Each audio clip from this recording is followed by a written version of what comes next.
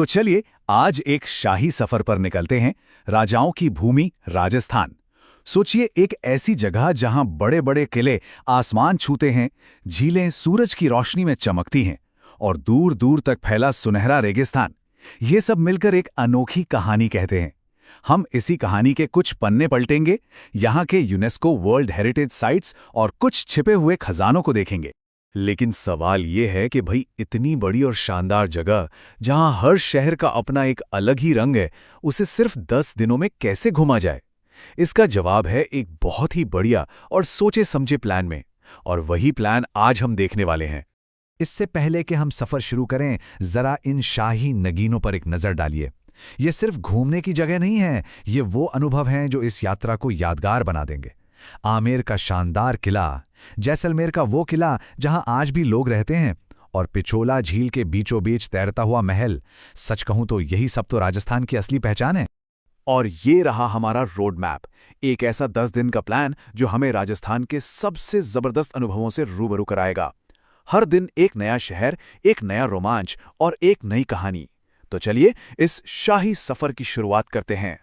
हमारी यात्रा शुरू हो रही है जयपुर से, जिसे हम सब पिंक सिटी या गुलाबी शहर के नाम से जानते हैं। ये शहर अपनी खूबसूरत इमारतों और चहल पहल वाले बाजारों के लिए इतना मशहूर है कि हमारी रॉयल जर्नी के लिए इससे बेहतर शुरुआत हो ही नहीं सकती। तो पहले 2 दिन पूरी तरह से जयपुर के नाम। हम हवा महल और सिटी पैलेस जैसे शाही महल देखेंगे। फिर अरावली की पहाड़ियों पर शान से खड़े आमेर के किले तक जाएंगे। और हाँ, दुनिया की सबसे बड़ी पत्थर की बनी एस्ट्रोनॉमिकल ऑब्जर्वेटरी जंतर मंतर को एक्सप्लोर करना तो बनता ही है। वैसे आमेर किले के अंदर एक छिपा हुआ खजाना भी है, शीश महल। जरा सोचिए, हजारों छोटे छोटे आईनों से बना एक पूरा हॉल। कहते हैं कि यहां अगर सिर्फ एक मोमबत्ती भी जला दी जाए तो पूरा कमरा हजारों टिमटिमाते सितारों से भर जाता है। ये कोई आर्किटेक्चर नहीं, ये तो जादू है, बिल्कुल जादू। जयपुर से थोड़ा आगे बढ़ने पर हमारा अगला पड़ाव है चांद बावड़ी। यहाँ 3500 सीढ़ियां हैं जो एकदम परफेक्ट डिजाइन में 13 मंजिल नीचे तक जाती हैं। सच बताऊं तो ये पुराने जमाने की इंजीनियरिंग का एक ऐसा कमाल है जो किसी 3D पजल जैसा लगता है। तो अब तक हमने देखे किले और महल, लेकिन अब ये सफर एक नया मोड़ ले रहा है। अब हम आर्किटेक्चर से निकलकर वाइल्ड लाइफ और आध्यात्म की दुनिया में कदम रख रहे हैं। ये वो हिस्सा है जहां एडवेंचर और शांति दोनों एक साथ मिलेंगे। यहां हमें राजस्थान के 2 बिल्कुल अलग चेहरे देखने को मिलते हैं।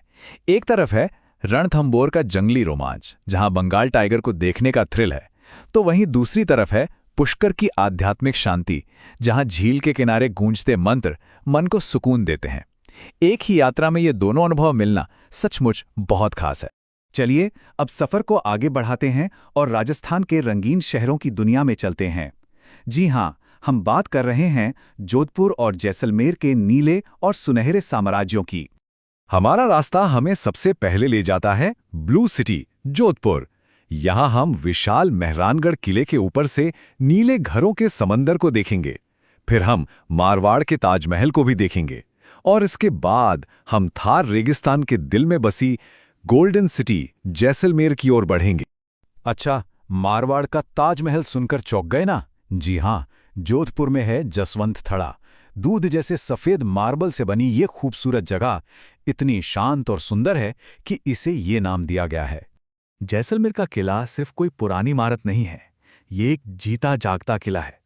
मतलब सोचिए, इसकी पुरानी दीवारों के अंदर आज भी लगभग 3000 लोग रहते हैं। उनकी दुकानें हैं, घर हैं, एक पूरा शहर बसता है। इतिहास और आज की जिंदगी यहाँ एक साथ चलती हैं। ये वाकई में अनोखा है। और अब हमारी ये यात्रा अपने सबसे यादगार पड़ाव पर पहुंच रही है। एक तरफ हम थार रेगिस्तान के खुले आसमान के नीचे एडवेंचर का मजा लेंगे, तो दूसरी तरफ उदयपुर की झीलों में शांति का अनुभव करेंगे। थार रेगिस्तान का अनुभव तो कुछ और ही है। जरा कल्पना कीजिए, डूबते सूरज के साथ ऊंट की सवारी, रेत के टीलों पर जीप का रोमांच, और फिर रात में खुले आसमान और लाखों सितारों के नीचे बैठकर पारंपरिक लोक संगीत और कालबेलिया डांस का आनंद लेना। ये एक ऐसी रात होगी जो हमेशा याद रहेगी। और अब इस शानदार सफर का ग्रैंड फिनाले, उदयपुर, जिसे पूर्व का वेनिस भी कहा जाता है। अपनी खूबसूरत झीलों और शाही महलों के साथ ये शहर इस रोमांचक यात्रा को खत्म करने के लिए एकदम परफेक्ट जगह है। और इस सफर को खत्म करने का इससे बेहतर तरीका और क्या हो सकता है। 10वें दिन की शाम हम पिछौला झील पर होंगे, बोटिंग करते हुए पानी के बीच से जगमगाते सिटी पैलेस और जग मंदिर को देखना। ये नज़ारा इस पूरी यात्रा को एक खूबसूरत अंजाम देगा। तो ये तो था पूरा का पूरा 10 दिन का शाही प्लान।